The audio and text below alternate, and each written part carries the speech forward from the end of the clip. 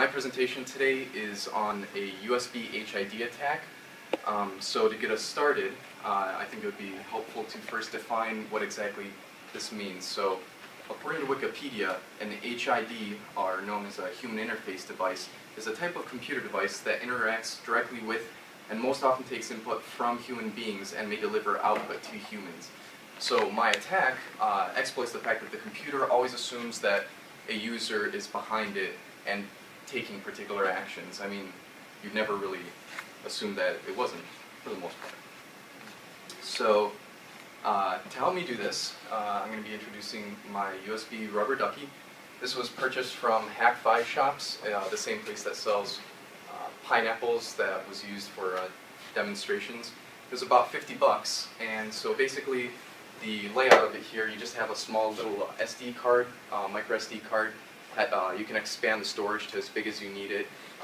It's got a 60 megahertz 32-bit processor in it, which is plenty powerful for just executing keystrokes. And once you package it all up together, it just looks like a regular USB drive.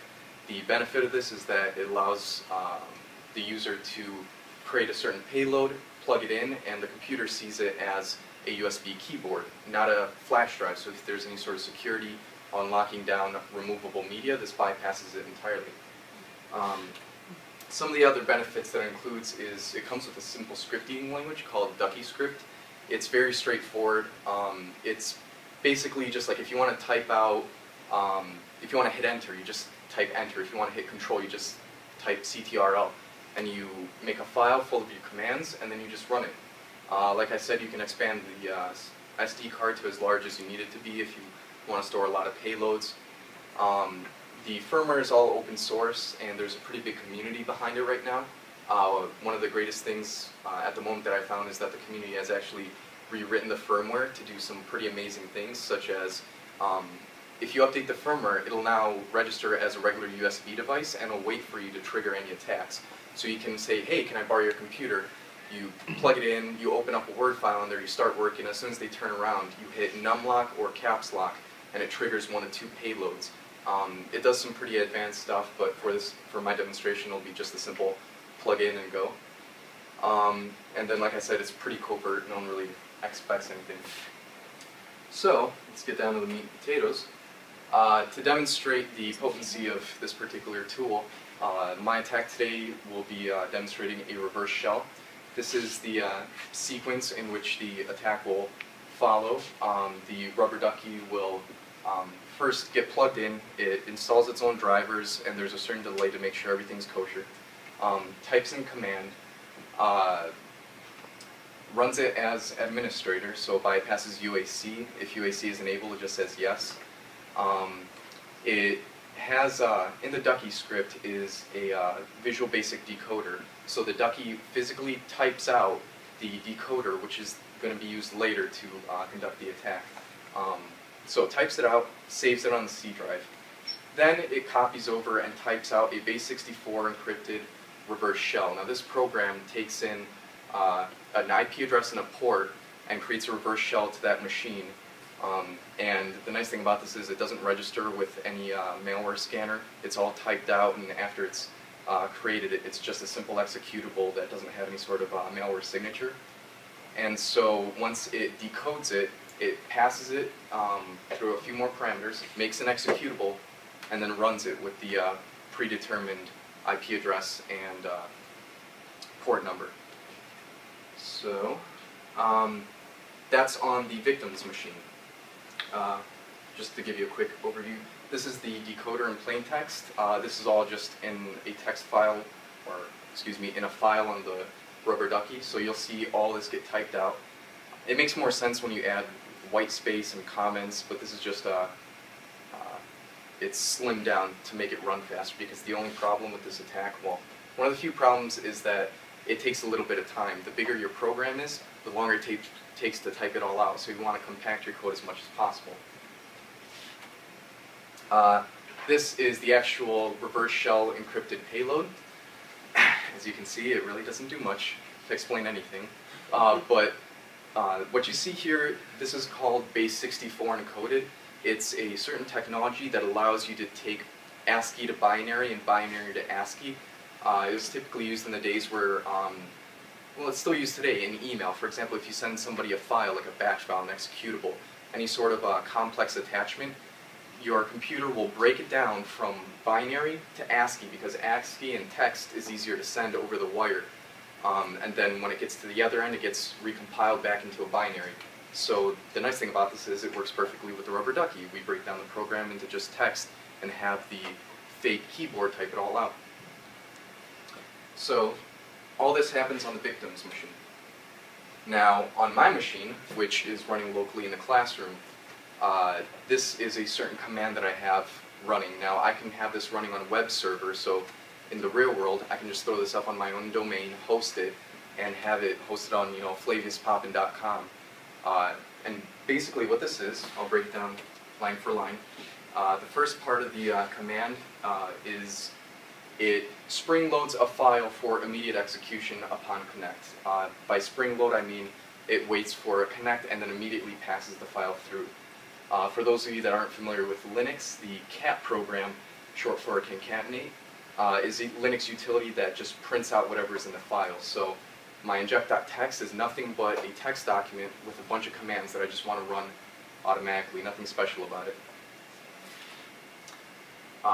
The hash, or the dash, this took a while to figure out. This keeps our connection open. Before, if you run it without the dash, it'll close the connection as soon as it finishes passing the file through. So this is going to let us keep it open in case we want to do any physical work with it. The pipe is it's another Unix utility, and the cool thing about it is it allows a set of processes to be chained together by their input and output streams, so that the output of one process becomes the input of another, and you can chain commands and create complex execution sequences with pipes if you format your data right and create cool workflows. It's really nice. And then the last part of it, it starts a new NCAT session in listening mode on port 8080. NCAT is known as the it's the Swiss knife of TCP/IP. It can act as a server, a client. You can do a whole lot of stuff with it. Check out the man pages if you want to get to know it a little more. So that's pretty much the entire attack. So without further ado, let's get this thing started, shall we? So right here we have our attack machine. This is currently running Kali Linux, which is a brand new distribution as of 2 weeks ago by the same people that put together Backtrack. It's its own full operating system, no longer just an Ubuntu packaged with all the tools. So if you're into this kind of stuff, I suggest switching over to Kali Linux. It's a lot easier to maintain. It's refined. But this is going to be the machine in which we set up the attack. So this is going to look familiar. This is our command. So you just run it, and it just waits. Sits there idly. Now, we're going to switch over to our victim machine, assuming everything's... Yeah, that's fair. Oh, okay.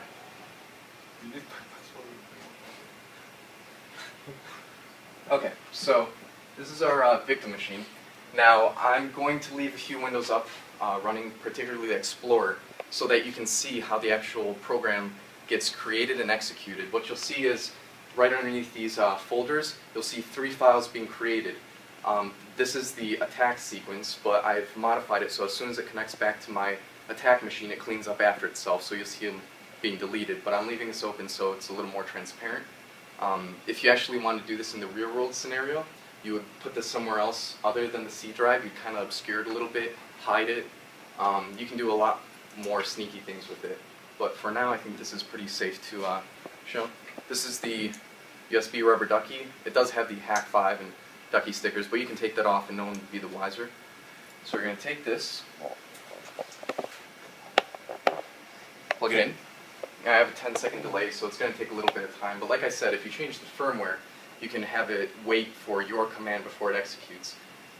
So hopefully, I don't embarrass myself and everything goes as planned.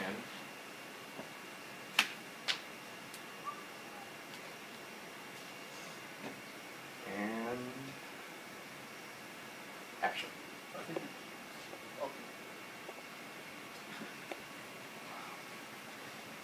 Decoder created. Now it's creating the reverse, it's decoding the payload, and then it's going to pass it into the decoder, and it's going to create the executable. And then, if all goes well, ta-da!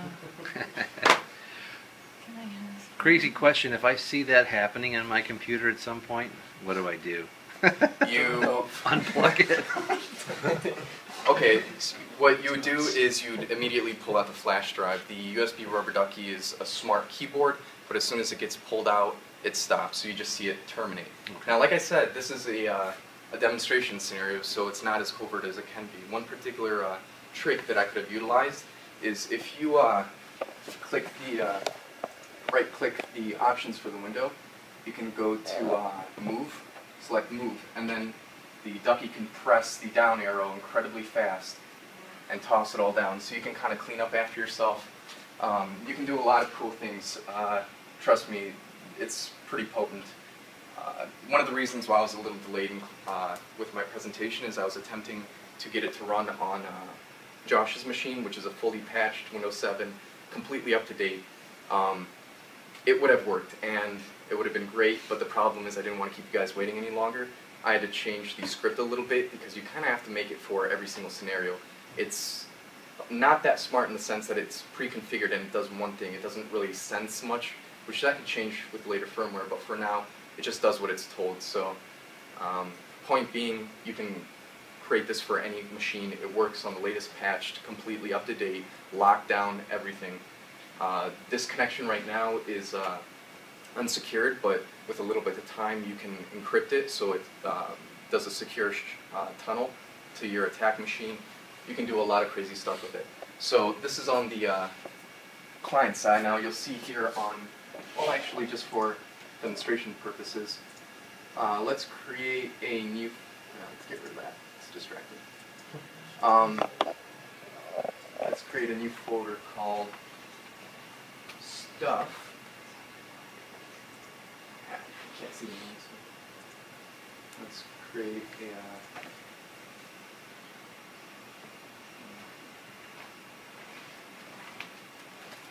secrets. Desktop.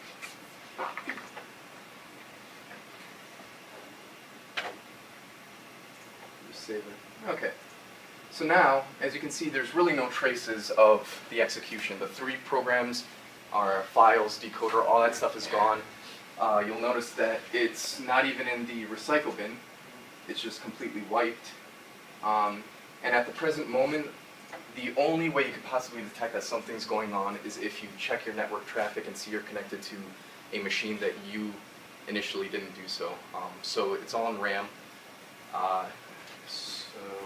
Going back to our attack machine. Okay. You'll see over here, this is the spring-loaded file in which I, wrong one, sorry. This is the sequence you can see here from the start. We had immediate connect. I cleaned up after myself with these commands, switched to the desktop, and then I began to create a new bat file, which was the flashing disco batch file that asked for 4.0. But point is, you can do anything. You can pass any commands to the system. You have full administrator access. And if you'll notice down here, we are still connected to the machine. There's my batch file. You can start that up again. You can change to file, see their particular secrets document. You can delete it if you really want to be malicious. But one thing is that you're kind of limited at this point. You can send any command over, you just can't receive anything over. It's kind of one way. So what I was going to do, if I had a little more time to set this up, one easy thing you can do is set up an FTP server on your attack machine. If I had an FTP server running right now, I could just simply go to FTP and then type in the address, you get the point. And then all of a sudden now you have an FTP session set up, and then you can automate it to dump files into your server, transfer over whatever you want, and kind of use that as your intermediary.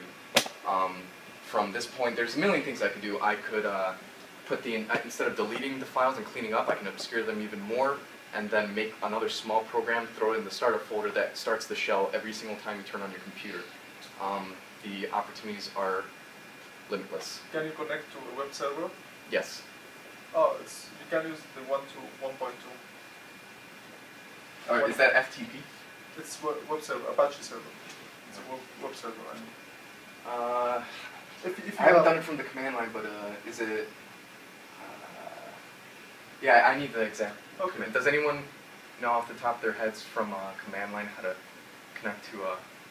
I'd have to look it up. I wasn't planning, but trust me that it works. Anything you can do as a person sitting down in front of the computer with full administrator privileges, you can do from here. Bad news? Not much you can do about it, to be honest. There's really nothing in place at the present moment to stop this sort of attack besides actually being in front of your computer and watching what's going on. And even then, you saw how quickly everything just comes and goes. You can turn away for 19.5 seconds and you're completely exploited, fully vulnerable, even on the most secure machine to date. Like I said, it emulates a USB keyboard, so any machine that doesn't allow you to plug in a USB keyboard or mouse is now suddenly vulnerable. There's really no way to detect it, unless there's some sort of software I heard out there that monitors how quickly input is put into the machine, but that's kind of specialty, to be honest, and it's unique. Not a lot of places have that, and even then you can throw some more delays, slow it down. Would like a vent logger, pick up stuff like that? All the Yeah, if you have heuristic scanning and stuff that constantly monitors your files, it might pick up on it, but then again, here's the exploit, is the fact that it assumes that a human is doing it. No action that this device takes is any different than you sitting down at your computer and doing that stuff. If you had enough time and really wanted to, you could manually type out the decoder, you could type out the payload, you can do whatever. Everything just mimics the user's actions, so technically even under heuristic scanning, nothing shows up. It checks out. So you can exploit any machine in this network? Yes, I can go. Do you want me to? What if you keyboard lock your keyboard before you leave? Well, that's the thing. Depending on the certain payload that you choose, this particular one, it kind of requires you to be logged in at the moment. It kind of does a little safeguard by hitting escape and making sure that no present window is open so that you're cleared out, then jumps into start, CMD, and all that. If your computer is locked, well, right. Good. That would stop this attack, but that doesn't mean that it'll stop another one. There's a lot of payloads out there. If you want to check it out, there's an entire library of ones that people create and submit. There's one to rip the SAM file out of a live system. Pretty crazy stuff. So you can just grab that, take it with you in a matter of seconds, go home, and then do who here did a SAM crack. I know they did that. Yeah, James. You can just crack the SAM file, wipe out the user's password, come back and do it in reverse, so you overwrite the SAM file, and now you have access. It's incredibly useful. This is like... it's like Metasploit, but you have this device. Yep, and it's exploiting physical security. On the software side, yeah, it's a little bit technical, but this didn't take more than a few hours just kind of put together. Most of it was refining and testing, debugging, but it really doesn't take much. So it's pretty potent. Nothing you can really do about it. It's $50. Point in case, watch your crap, because people like me are out there. People, physical access. You still got to get there. You got to physically get to the USB port. You have to be able to plug that. Yes, thing with in. this particular attack. The good thing that you can plug in this at any port, Right. Yeah, I saw any that. device has USB. If you guys want to see it again, anyone that has their Windows XP machine turned on, I can just stick it in your machine, and I'll grab. You can see over here. I'll grab your session. We've done 20 minutes, and Dr. Fu's got 30 minutes to do. So no, but we got questions and answers too. So Q&A. Anybody got questions, James? So you use your Ducky script to start up the CMD, right? Yes. And then run the VS file that you created to get to the attacker, to connect to the attacking machine. Yes. Everything the Ducky does is in one small, tiny, I think 12 kilobyte package on the root of the Rubber Ducky. So creating all 3 files is in one swoop. But yep, that's how it works. Any other questions? No, I was going to say I had my XP machine open. Okay, but I think we're running out of time. We got to move by. Is that it? Are you able to show what it looks like on the victim's machine? Like, can you show us, well, this is me, this is on the network, or is it not? Does that become complicated? complicated. I'm Because you were sorry. saying that you could detect yourself if you recognized you were connected to another Yeah, computer. there's a certain command that'll show you who you're connected to. Once again, I should have brushed up on my general Oh. command line terminology, but there's a command, you can just Google it, that'll show you, it'll list out every IP address you're currently connected to. Like when you're browsing the web, you'll see all the IP addresses, the ports, everything. But you'd have to watch that and notice something. It's very subtle and But you'd have to know what it is. yeah, you'd have to know what it is. And the particular split connects on port 8080, which is another HTTP port. So if you're in a secure environment that does firewall filtering and blocking and all that other high-tech stuff, you can pass this through any freaking port. 80, any port that they allow open, and they will allow at least one open, you can get it to go through. Nice presentation, Flavius. Absolutely.